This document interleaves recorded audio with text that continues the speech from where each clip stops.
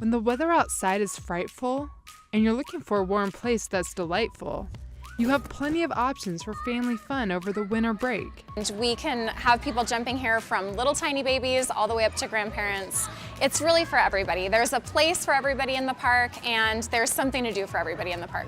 Right now we're having toddler time, so kids 5 and under can come and jump, and they have the whole park to themselves. It's kind of like Breakfast at Tiffany's meets the United Nations of 1962, or Lawrence Welk on acid.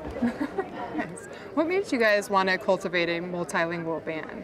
I mean, there are so many beautiful songs in languages which are not just English, and so I think that it really kind of came out of that. In the early days, the repertoire was culled from foreign films, a lot of it.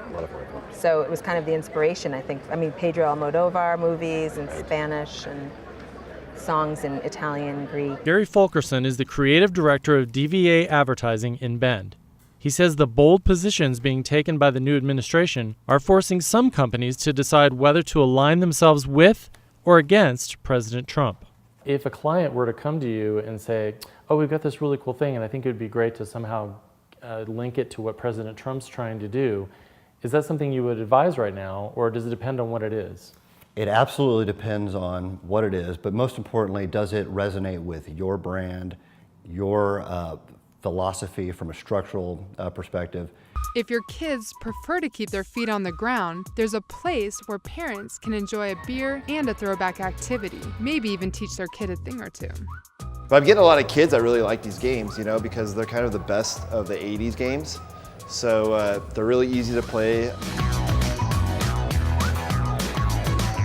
At the age of 14, I was destined to be a child bride to a man who was 42 years old.